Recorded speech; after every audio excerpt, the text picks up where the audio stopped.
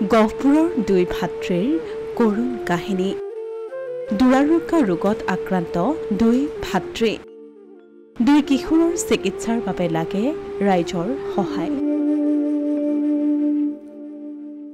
গহপুৰৰ দুগৰাকী ভাতৃৰ কৰুণ অৱস্থাই সকলো হৃদয়বান লোকৰে অন্তৰাত্মা সেমেকাই তুলিব। এই দুগৰাকী ভাতৃৰ জ্যেষ্ঠজনৰ বয়স 15 বছৰ আৰু কনিষ্ঠজনৰ বয়স মাত্ৰ 9 বছৰ। দিব্যজ্যোতি ফুকন আৰু সুৰজিৎ ফুকন নামৰ দুয়োগৰাকী ভাতৃক বৰ্তমান প্ৰয়োজন হৈছে অসম চৰকাৰৰ মুখ্যমন্ত্ৰী আৰু স্বাস্থ্যমন্ত্ৰীৰ কৃপাদৃষ্টিৰ। কাৰণ দিব্যজ্যোতি আৰু সুৰজিতে ভুগিছে থেলাছেমিয়া নামৰ দুৰাৰোগ্য ৰোগত। গহপুৰ সমজিলাৰ পূৰ্বজ্যোতি কৃষিপাম নিগম জৰাবাৰী ধামৰ নিবাসী তৰুণ ফুকন আৰু মালতী ফুকনৰ দুই পুত্ৰৰ কনিষ্ঠ সুৰজিতে 4 বছৰ বয়সতে থেলাছেমিয়া ৰোগত আক্ৰান্ত হোৱাৰ পাছত জ্যেষ্ঠ ভাতৃ দিব্যজ্যোতিৰো শৰীৰত ধৰা পৰে থেলাছেমিয়া ৰোগ। ক্ষুদ্ৰ ব্যৱসায়ৰে নিজৰ পৰিয়ালটো চলাই থকা দুৰ্ভগীয়া পিতৃ মাতৃয়ে সাধ্য অনুসৰে দুই পুত্ৰৰ চিকিৎসাৰ বাবে গহপুৰ, বিশ্বনাথ, লখিমপুৰ, গুৱাহাটীৰ উপৰিও ৰাজস্থানৰ জয়পুৰলৈও গৈছিল। কিন্তু বহু পৰীক্ষা নিৰীক্ষাৰ অন্তত চিকিৎসকে দুৰ্ভগীয়া পিতৃ মাতৃক দুই পুত্ৰৰ বন মেৰু ট্ৰান্সপ্লাণ্ট কৰাৰ পৰামৰ্শ প্ৰদান কৰে। সেই মৰ্মে বৰ্তমান বিশ্বনাথ চাৰিআলি অসামৰিক চিকিৎসালয়ত এমাহৰ মূৰে মূৰে দুই পুত্ৰক তেজ প্ৰদান কৰি থাকিব লগা হয় পিতৃ মাতৃয়ে। উল্লেখযোগ্য যে দুই ভাতৃৰ জ্যেষ্ঠজনে 9ম শ্ৰেণীত আৰু কনিষ্ঠজনে 5ম শ্ৰেণীত অধ্যয়ন কৰি আছে। দুই ভাতৃক পিতৃ মাতৃয়ে বহু কষ্টেৰে তেজ প্ৰদানৰ ব্যৱস্থা কৰিছে যদিও দুয়োজনৰে বন মেৰু ট্ৰান্সপ্লাণ্ট কৰাৰ ব্যয়বহুল চিকিৎসা কৰিবলৈ অপাৰগ হৈ পৰিছে। এই ক্ষেত্ৰত ডক্টৰ হিমন্ত বিশ্ব শৰ্মাৰ লগতে স্বাস্থ্যমন্ত্ৰীৰ কৃপাদৃষ্টিৰ অতিকৈ প্ৰয়োজন হৈ পৰিছে দুৰ্ভগীয়া পৰিয়ালটোৰ বাবে। প্ৰথম মই গহপুৰত দেখাইছিলোঁ। গহপুৰত এইটো কিবা এনিমিয়া বুলি কৈছিলে ফাৰ্ষ্টতে। ব্লাড দিয়া বুলি কৈছিলে তেজপুৰত নি পেলাই। তাৰপৰা তেজপুৰ নগৈ মই লখিমপুৰ গৈছিলোঁ মেডিকেল এখনত, মানে প্ৰাইভেট। তাত গৈ টেষ্ট কৰাওঁতে এইটো থেলেছেমিয়া বুলি ক'লে। তো থেলেছেমিয়া কিটো এইটো মই বুজি পোৱা নাছিলোঁ ফাৰ্ষ্টত। তাৰপৰা এবাৰ ফাৰ্ষ্ট টাইম ব্লাড দি দিলোঁ মই। তাৰপৰা দিয়াৰ পিছত চালোঁ 5 পইণ্ট কিবা আছিলে ফাৰ্ষ্ট টাইম।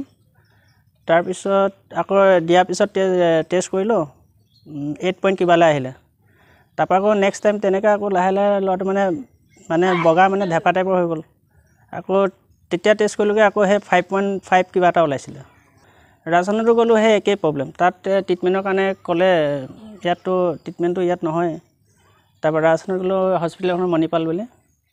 তাত 22-25 লাখমান টকা এটা পেচেণ্টত মানে এটা খৰচ আছে। সেইটোতো আমাৰ হেৰি নাই এতিয়া এয়া অৱস্থা পাতি। আজি সৰুৰ পৰা আজি কেইবছৰ 8-9 বছৰৰ এটা ট্ৰিটমেণ্টতে গৈ আছে। ট্ৰিটমেণ্ট এতিয়া 3 মাহৰ মূৰে গুৱাহাটী যাব লাগে টেষ্টৰ কাৰণে। এতিয়া মাহে মাহে মানে ইয়াত বিশ্বনাথ চাৰিআলিত ব্লাড দিওঁগৈ। অসম চৰকাৰৰ ডাক্তৰ হিমন্ত বিশ্ব শৰ্মা ছাৰ আৰু স্বাস্থ্যমন্ত্ৰী ছাৰক অনুৰোধ কৰিছোঁ যে বেমাৰটোক লৈ অকণমান যদি হেৰি কৰিব পাৰে তেতিয়া আমি অকণমান বহুত হেৰি হ'ম। অসম চৰকাৰৰ মুখ্যমন্ত্ৰী আৰু স্বাস্থ্যমন্ত্ৰীক দুই পুত্ৰৰ বন মেৰু ট্ৰান্সপ্লাণ্ট কৰি নতুন জীৱন প্ৰদান কৰিবৰ বাবে অনুৰোধ জনাইছে দিব্যজ্যোতি আৰু সুৰজিতৰ দুৰ্ভগীয়া পিতৃ মাতৃয়ে। আমাৰ দুটাই ল'ৰা থেলেছেমিয়া পেচেণ্টৰ ৰোগী হৈ আছে।